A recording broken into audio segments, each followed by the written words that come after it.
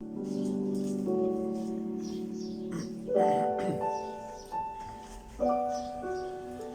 Dios les bendiga, mis amados hermanos y hermanas. Bienvenidos a nuestro estudio de discipulado bíblico para esta semana. Estamos en el nivel 3 de discipulado, un llamado a equipar. Y la lección de hoy, la lección número 2, se titula Viviendo en el Espíritu. Y el objetivo de nuestra lección es conocer cuál es el resultado de vivir en el Espíritu. Acompáñenme a hacer una breve oración. Te agradecemos, Dios, en esta hora por la oportunidad que nos brindas de tomar tu palabra, estudiarla, meditar en ella y ser alimentados a través de ella. Gracias, Padre, porque sabemos que tu Santo Espíritu nos guía para conocer la verdad a través de tu palabra. Te pedimos que bendigas nuestras vidas en el nombre de Cristo Jesús. Amén. Ya hemos hablado de que el Espíritu Santo nos capacita para hacer la obra que Dios nos ha encomendado, la obra de llevar el Evangelio a toda criatura. Sin embargo, la palabra de Dios también nos habla acerca de lo que es vivir en el Espíritu. En la carta del apóstol Pablo a los Gálatas, capítulo 5, del versículo 16 en adelante, encontramos lo siguiente. Digo pues, andad en el Espíritu, y no satisfagáis los deseos de la carne.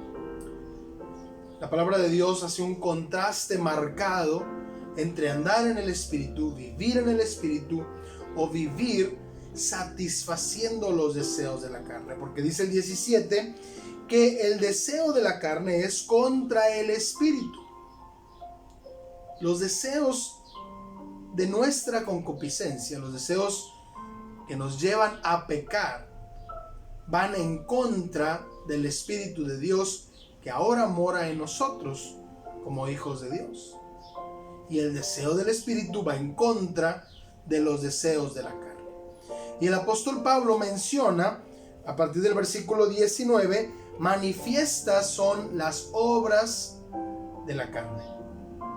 Y da una lista a manera de darnos la idea, darnos el ejemplo, porque no es una lista exhaustiva ni exclusiva tampoco, pero menciona cuestiones que tienen que ver con el pecado sexual, como el adulterio, la fornicación, la lascivia, las orgías, cosas que tienen que ver con lo que hay en nuestro corazón, como la idolatría, las enemistades, los pleitos, celos, iras, contiendas, disensiones, cosas que tienen que ver con nuestra conducta social, como la inmundicia, los homicidios, las envidias, las borracheras. Y luego el apóstol Pablo, aun cuando la lista es un poco extensa, añade, y cosas semejantes a estas. Por eso lo menciono, que no es exclusivo la lista, sino que está tratando de darnos una idea de lo que es andar en la carne, satisfacer los deseos de la carne de maneras ilegítimas. Y dice el final del 21, acerca de los cuales os amonesto, como ya os lo he dicho antes, que los que practican tales cosas no heredarán el reino de Dios.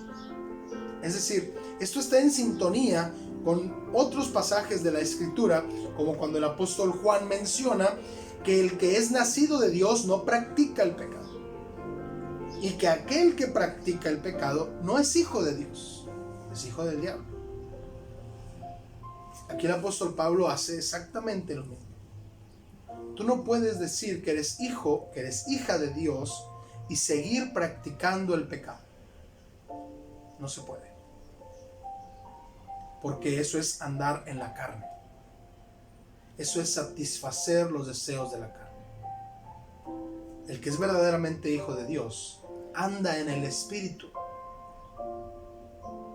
Y dice el versículo 22 y 23, más el fruto del Espíritu es amor, gozo, paz, paciencia, benignidad, bondad, fe, mansedumbre, templanza. Ese es el fruto del Espíritu. Este es algo Es una cuestión natural. Si en nuestra casa, en el patio, sembramos una semilla de durazno, con el tiempo va a germinar, va a nacer un árbol y va a dar duraznos, porque es la semilla de donde nació. Nosotros, si somos hijos de Dios, el fruto del Espíritu debe salir a relucir en nuestra vida, no el fruto de la carne. Así que aquí es donde se cumple lo que el Señor Jesús decía: por sus frutos los conoceréis. Y esto no se trata de señalar a los demás, se trata de señalarnos a nosotros mismos. Pregúntese usted, ¿está viviendo en el Espíritu? Las acciones que usted hace, los pensamientos que usted tiene, ¿dan evidencia de que usted es hijo o hija de Dios? ¿Está el fruto del Espíritu haciéndose evidente en su vida?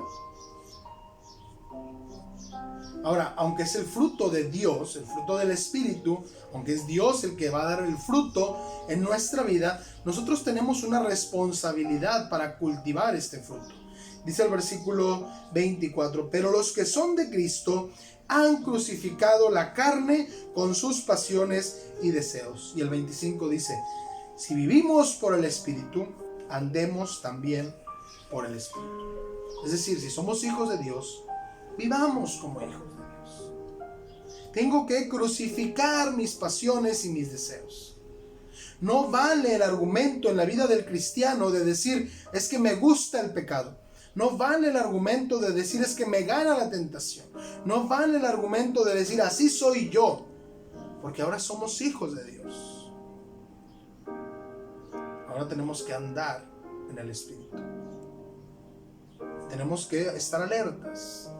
Y cuando la tentación viene, alcanzar a ver la salida que Dios ha prometido dar para poder vencer. Entonces, andar en el Espíritu es crucificar mis deseos. Es no satisfacer los deseos de la carne, sino agradar a Dios, hacer la voluntad de Dios, para que el fruto del Espíritu se haga evidente en mi vida. Y el Señor Jesús nos menciona algo al respecto. En Juan, el Evangelio de Juan, capítulo 15, versículo 8, dice: en esto es glorificado mi Padre, en que llevéis mucho fruto y seáis así mis discípulos. Y esta es la diferencia, algo que hemos estado reiterando en diversas ocasiones, entre un creyente y un discípulo. El creyente cree y de pronto su fruto es raquítico, diríamos. Pero el discípulo, el que sigue a Jesús, da mucho fruto, porque está viviendo en el Espíritu,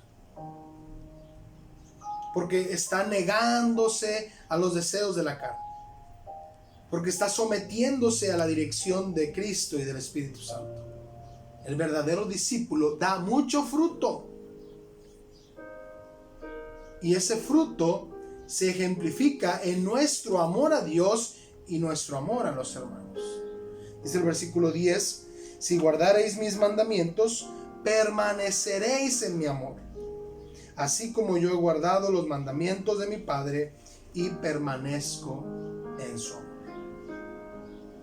Entonces, nuevamente, no podemos decirnos hijos de Dios, no podemos decir que somos cristianos, que estamos siguiendo a Cristo, si no hacemos su voluntad. Y el apóstol Pablo utiliza otra imagen, otra figura, allá en la carta a los Colosenses, capítulo 3, versículo 12 al 14, dice: vestíos pues como escogidos de Dios, santos y amados, de entrañable misericordia, de benignidad, de humildad, de mansedumbre, de paciencia, soportándoos unos a otros y perdonándoos unos a otros, si alguno tuviere queja contra otro. De la manera que Cristo os perdonó, así también hacedlo vosotros. Y sobre todas estas cosas, vestíos de amor, que es el vínculo perfecto. Y la imagen que Pablo usa aquí es como cuando en la mañana Antes de salir de la casa, usted escoge la ropa que se va a poner. Así también en nuestro diario caminar debemos vestirnos como hijos de Dios. ¿Y cómo se viste un hijo de Dios? Con misericordia, con benignidad, con humildad, con mansedumbre, con paciencia, con amor los unos con los otros. Así que preguntémonos por un momento, ¿cuántas veces hemos salido a la calle desnudos, sin la ropa de un hijo de Dios? ¿Cuántas veces vamos y no somos humildes, no somos benignos, no somos misericordiosos, no nos amamos los unos a los otros? Eso no es testimonio de un cristiano. Así que la palabra de Dios nos exhorta a que vivamos en el Espíritu, a que vivamos como hijos de Dios, a que nos vistamos como hijos de Dios, que nuestras acciones, nuestras palabras y aún nuestros pensamientos den evidencia de que somos hijos de Dios y de que nuestra vida está controlada por el Espíritu Santo de Dios. Vamos a orar. Padre, gracias por tu palabra. Gracias, Señor, porque hablas a nuestras vidas y nos confrontas y nos exhortas y nos ayudas para vivir como a ti te agrada. Perdona nuestras faltas. Ayúdanos, Señor, a tomar conciencia de lo que tu palabra nos enseña y a poder vivir nuestra vida en el Espíritu, guiados por ti, agradándote a ti y dando testimonio de que somos hijos tuyos. A ti, Señor, hoy y siempre, la honra y la gloria en Cristo Jesús. Amén. Que Dios les bendiga grandemente.